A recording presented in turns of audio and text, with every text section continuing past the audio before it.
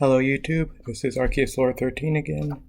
If I've uploaded my video about the God cards already, you'll know that I'm a fan of Yu-Gi-Oh! Both the card game and the anime.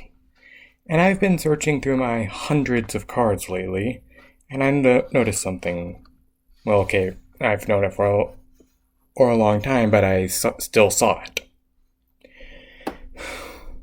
What I noticed is that some spell and trap cards have images of certain monsters on it.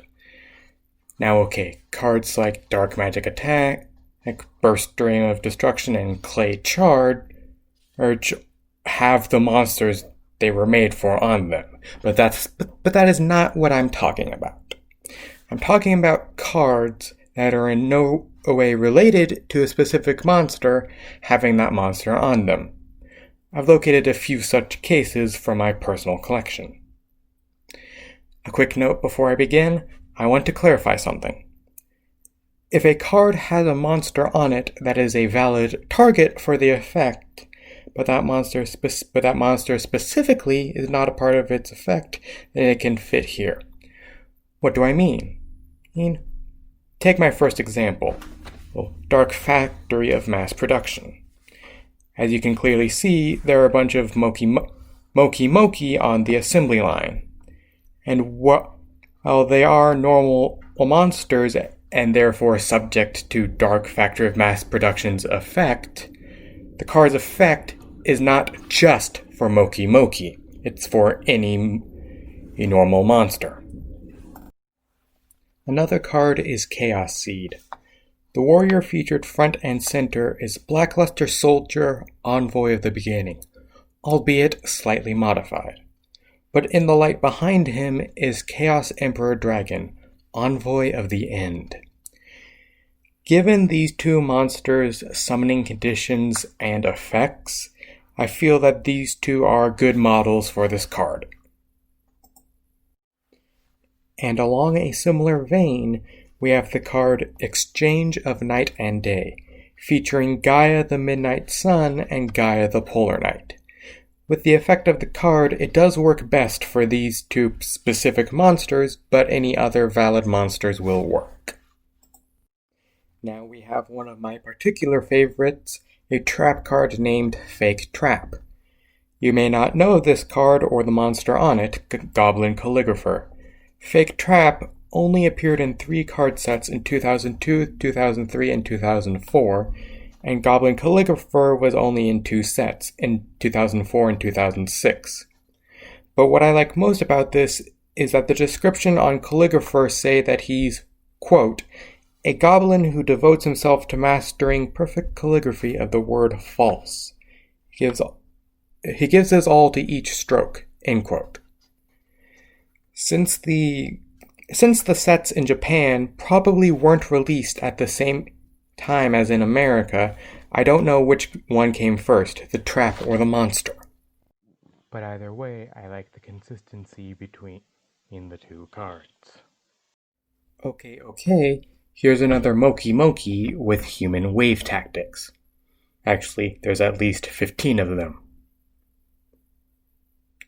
And here's a spell card called Draw Muscle.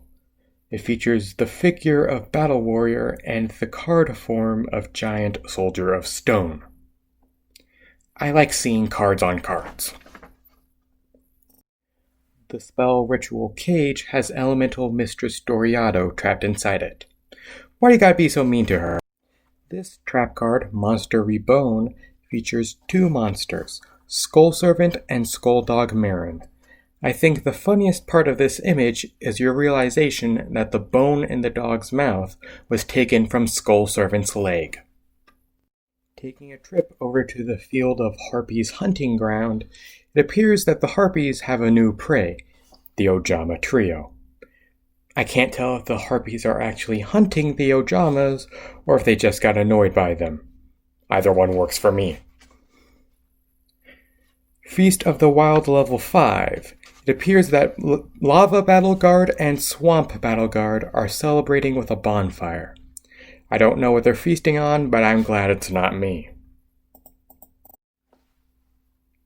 And the last monster cameos I could find amongst my cards are on these 2 cards, that 6, and Diceversity.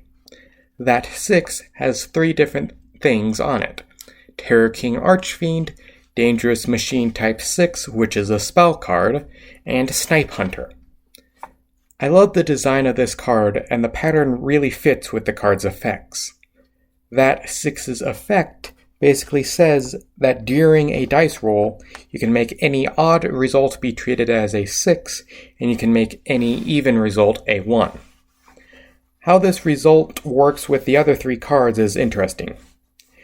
Dangerous Machine Type 6 will be destroyed if you roll a 6 on it, which is why it isn't in Diceversity. Snipe Hunter, part of its effect is that if you roll a die and end up with a result that isn't a 1 or 6, you can destroy any card on the field. But since that 6 would make all his attempts fail, that's why there are so many darts all around, including on Terror King Archfiend's forehead. While Snipe Hunter is in the foreground of Diceversity, Terror King Archfiend is in the background, sweeping. I can't quite tell what exactly he's sweeping up, but considering the card's effects, it may be level stars. And my favorite part of the card is the fact that Terror King Archfiend still has a dart on his head. Well, that does it for today's video. I hope you liked it. I know that there are many more cameos I didn't cover, but either I don't have those cards or I just don't recognize the monster. Be sure to message me any other cameos that you come across, and if I get enough examples, I'll make a part 2.